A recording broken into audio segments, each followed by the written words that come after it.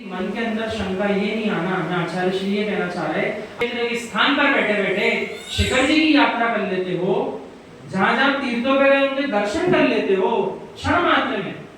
जितने जीव आपके सानिध्य में इस पर्याय में आए सबके बारे में जान लेते हो कि नहीं जान लेते हो? बैठे बैठे कैसा स्वरूप है, कितनी ऊंचाई है, कहां गए उनके पास ही।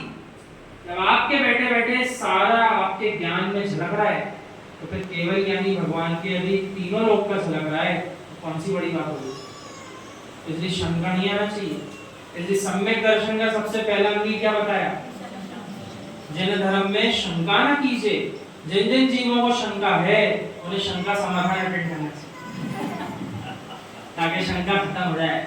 और शंका खत्म होगी तभी सम्यक दृष्टि हो। शंका मन में बैठी हुई है। कई जीव ऐसे भी होते हैं सामने किसी के नहीं बताएंगे कि हमारे मन में शंका है, सबके सामने ज्ञानी बन के रहते हैं, लेकिन मन ही मन में उनके बहुत सारी शंका है। उनको विचार करना चाहिए। हमें शंका में जीवन पूरा निकालना नहीं है। जब तक शंका में जिएंगे तब तक अपन निर्ग्रंथ नहीं हो पाएंगे। सारी शंकाएं जब समाप्त होती हैं तब निर्ग्रंथ अवस्था प्रारंभ होती है। अन्यथा शंका में जी गए तो पहले सारी शंका का समाधान कर लो, उसके बाद ही आगे बढ़ो। श्रद्धा होना सबसे महत्वपूर्ण विषय है। एक एक विषय पर, एक एक पंक्ति पर अपनी श्रद्धा गहनतम होना चाहिए, तब जाकर ही सम्यक दर्शन की प्राप्ति हो पाएगी। हे ज्ञानी, ये पंजा है। ज्ञानी तेरे देखने से ये पंजा है या पंजा होने से तुझे दिख रहा है? ऐसा प्रश्न किया है, इसलिए दिख रहा है। भैया जरा संभल कर सुनना। मैं चाहता हूं आप जरा भी भ्रम में ना जाएं, वस्तु स्वरूप को वास्तविक समझें। ये जो हाथ का पंजा आपको दिख रहा है, ये पंजा होने से आपको दिख रहा है या आपके दिखने से ये पंजा है?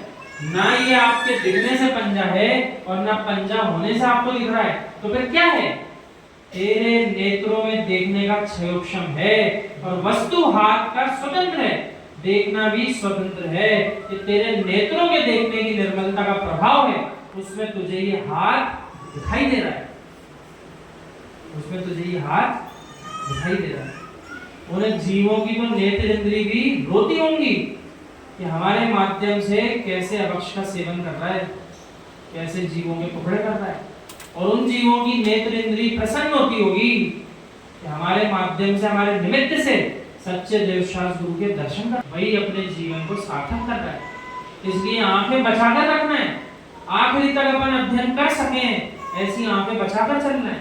कि कान को बचाकर चलना है कि देख नहीं पाए, खुद नहीं पढ़ पाए, कम से कम कोई सुना रहा हो तो सुनने की ताकत तो रहे। और आखिरी में चल करके सुनाने वाला भी मिल गया और अपन सुनने ही तैयार नहीं हुए तो क्या फायदा? अभी एक जीव है नेमावर के पास, अभी की घटना है, पढ़ी कि नहीं आपने? उनको सानिध्य मिल गया वीर सागर महाराज जी का। सो किस्मत उनकी कैसी चमकी। अब पता नहीं जीवन भर क्या किया क्या नहीं किया, सो उनका विषय। आखिरी समय को निहारो, उनको साक्षात भावी सिद्ध भगवान स्वयं चल के घर में आ गए, उनको संबोधन दे दिया, उनका समाधि मन हो गया। आखिरी बिरले जीवों का साथी होता है। अन्यथा आप बुलाने जाओ तो आपको गुरु नहीं मिलेंगे नगर में, और गुरु है तो जीव सुनने तैयार नहीं।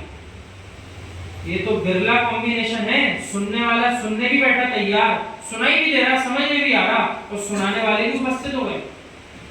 अन्यथा कोई एक नहीं हो तब भी काम नहीं बनेगा। कई जीव तरसते रह जाते हैं सुनाने वाले मिल जाएं। अब उस समय भी भाव विकृत नहीं करना। इसलिए अभी निर्णय कर लो, अभी अपनी पर्याय में पूर्ण ज्ञान चेतना कार्य कर रही है।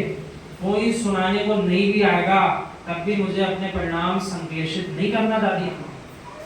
यही विचार करना है, मैंने अपनी इतनी तैयारी कर ली कि मैं स्वयं को अब स्वयं सुनाऊंगी, मुझे किसी की आवश्यकता नहीं है। आ जाए सो उनका महान उपकार कि हमको अंतिम समय में सुनाने के लिए उपस्थित हो गए।